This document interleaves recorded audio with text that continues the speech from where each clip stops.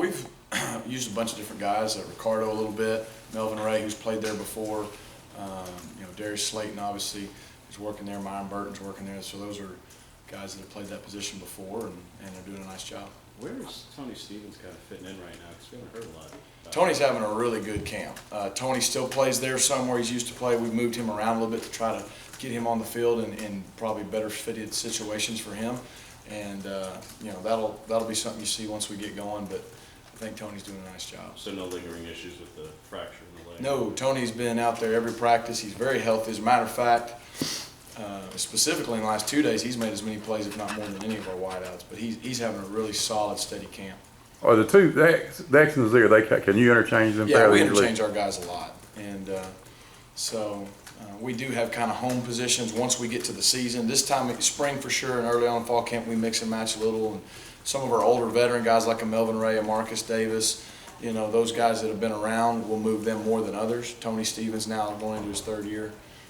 Try to kind of keep the younger guys in one spot for a while, but then once we get into the season, everybody kind of has a home spot, and then game to game, we just kind of game plan, moving where we need to. Sorry. Have you seen any separation among the running backs at all? A little bit, but really they're all doing very well. Rock has probably been the most consistent and the steadiest. I think I may have said this last time. I've just been really pleased with his toughness, his ability to pass protect, his ability to get north and south and really, hey, if it's 3rd and 1 to 2, hammer it in there. And then when there's chances for those, electric plays, do that. He's been very steady. I tell you what, though, Peyton Barber has done an extremely nice job. You can just tell he's very comfortable. He's very confident. And then Javon Robinson's continuing to come along, and then Karen Johnson's been very impressive, for a true freshman. So what is going on with Robinson? Just from the outside looking in, we haven't heard a lot about him this camp. How's he doing with everything? Has he got the playbook all in his head? He does. I think he knows what to do. He's just kind of slowly and steadily going about his business. I wouldn't read anything into it. Again, he's been out there for every practice. He's doing a nice job. We won't know until we play in the Georgia Dome, because we got 2 guys in Rock and Peyton with limited experience. We got another guy with only junior college experience and another guy with only high school experience. So we're going to have good ideas. Georgia Dome game, and then maybe even the first couple games, it'll work itself out. But we do feel like we have a good problem because all 4 of them can help us. Fair or not, the knock on Rock has always been that he isn't physical and all that. But it seems to be that's the theme this whole preseason, that he's been doing that exactly. Yeah, and I don't know if it's never been physical, although I think it gets interpreted that way a lot. I think it's been, is he durable enough? Can he hold up for a full season? Can he carry it 25 times a game? And we don't know that yet. Obviously, he's over 200 pounds. He's 5'11". He's a good-sized kid. And just his style of play lends people to think that he's a finesse player, but what we're learning is that's not the case at all. And, last year was a freshman. You look at high school, he didn't have a whole lot of blocking. He was used to making people miss in the backfield, and hopefully that'll change here. What are you seeing from the tight ends? A lot of good things. Jalen Harris is doing a really, really good job as a true freshman. He's still got light years to go, obviously, but, he's about 260 pounds, so he's big enough. He's not as big as he's going to be, but he's big enough. His willingness to stick his head in there and be physical, and then, he's got good hands.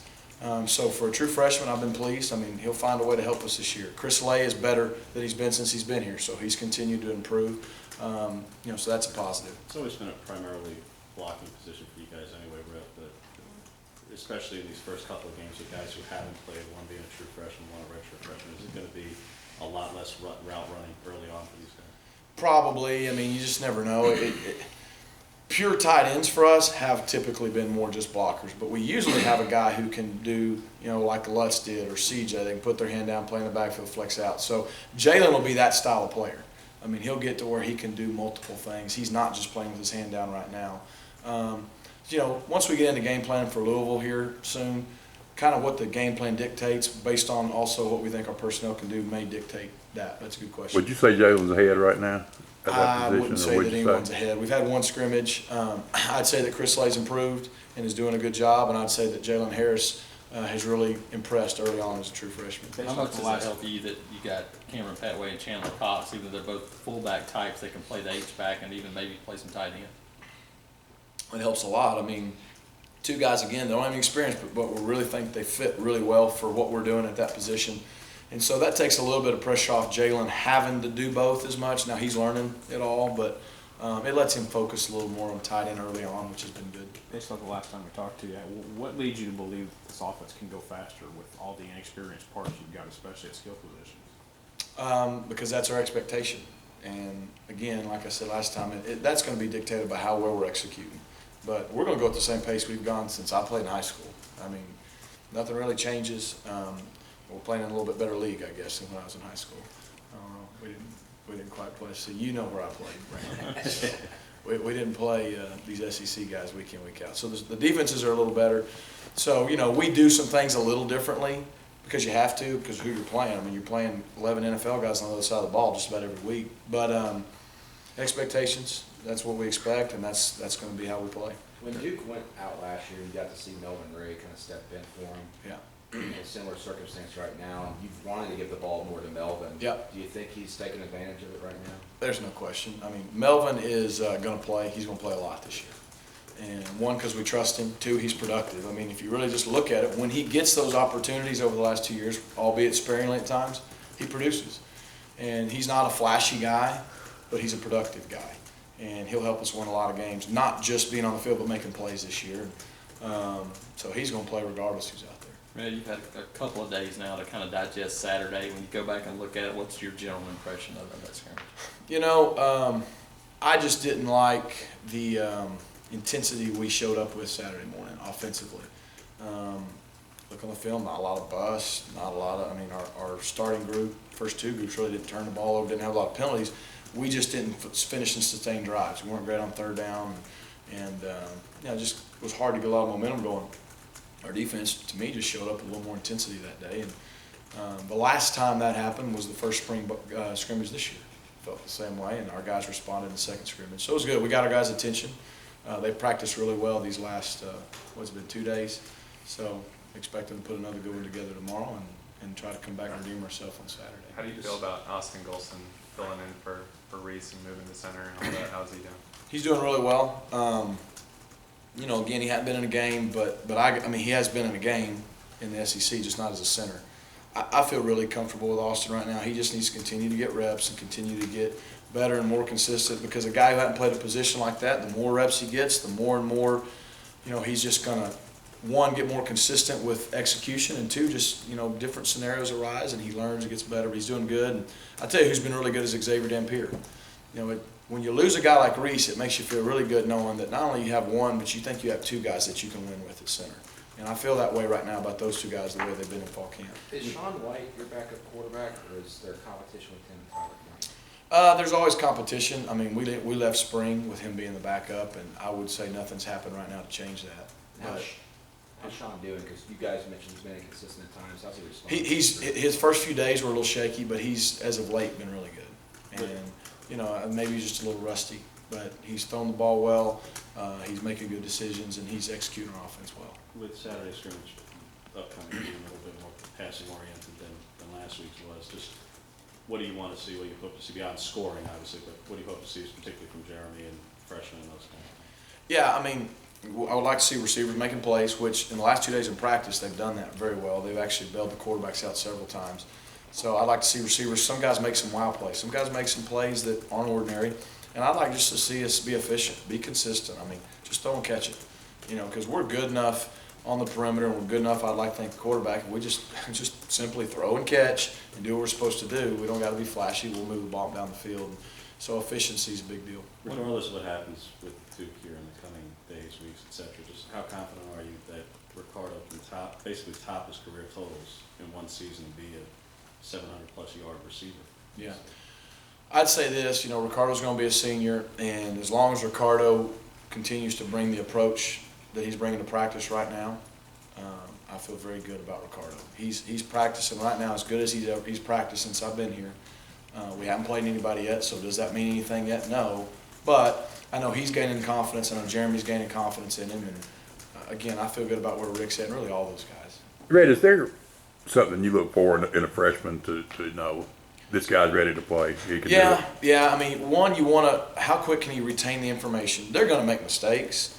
But once they make a mistake, it gets corrected. They've seen that. Do they make the same mistake twice? when you see guys continue to repeat mistakes over and over and over again, especially the same ones, then it's probably moving too fast for them, you know, and they're just not quite ready. Those guys who are able, when they make a mistake, they're able to process it and not make that same mistake again. You can tell that things are working in their mentally in their brain for them, and then physically, you know, just are they willing, you know, from a physical standpoint, to stick their neck in there at whatever position it is and compete.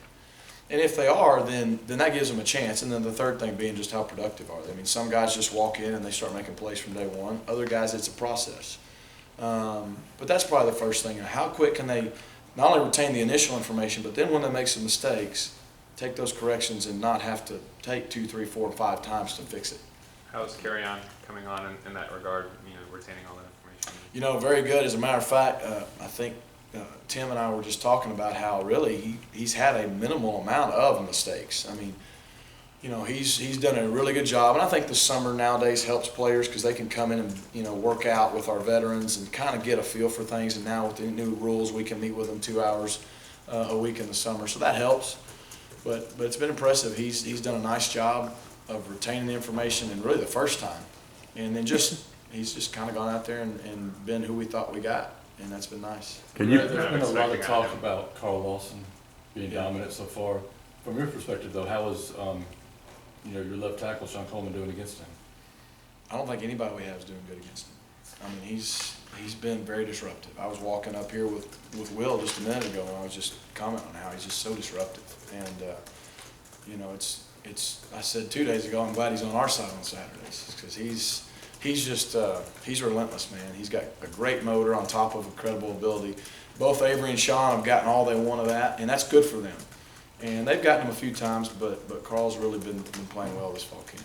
It Time for a couple more. might sound like an obvious question, but I mean. Well, then it's probably an obvious question. Well, I'm gonna ask you anyway.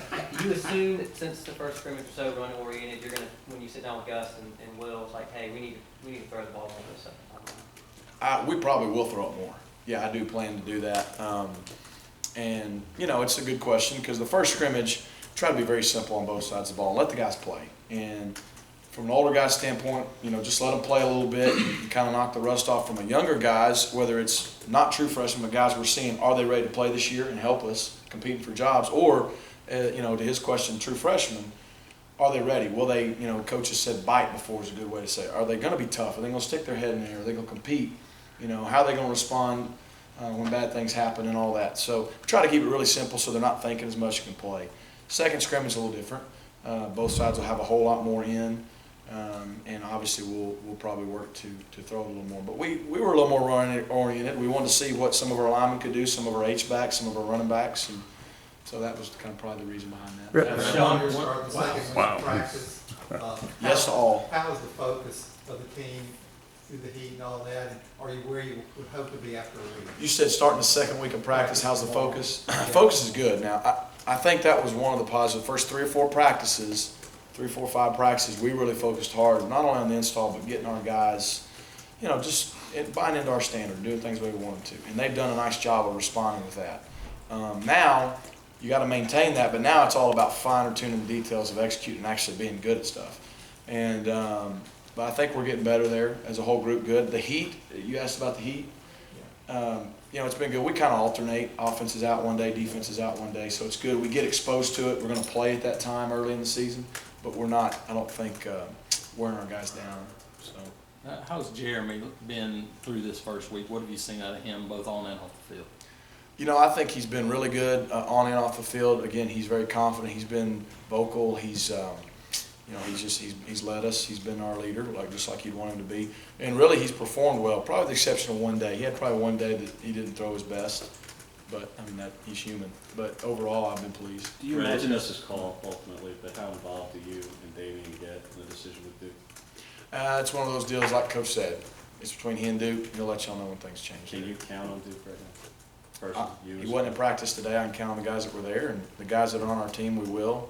And you know, Coach will comment on that when that time comes. That's between he and Coach. Rhett, the non-Duke question. Last one. Is Kerryon Johnson on signing day? Gus said that he maybe had some things that reminded him of Darren McFadden. You were obviously GA when McFadden was at Arkansas. Do you see that, or do you think that's kind of an unfair comparison for a true freshman to walk into? Well, now you don't give me a choice. I mean, you asked the question, do I see it? No. Tim and I and Coach have all talked about that. There are resemblances. Darren was a bigger, more physically just kind of ripped person than Carry-On, but Carry-On's played all these sports all his life. He's never really been in the weight room like Darren had been. But there's some similarities from just their length, their running style, some of those things, their versatility. Darren McFadden was a safety in high school. Well, a lot of people want to Carry-On as a safety. You could split Darren McFadden out at receiver and throw him the ball, and you could do that with Carry-On. So that's probably what Coach meant, and that's kind of what we've seen. There's some resemblances there. Obviously, it's way too early to put that label on him. But, again, he's been impressive early on in the first 10 days or so. All right. Thanks for that.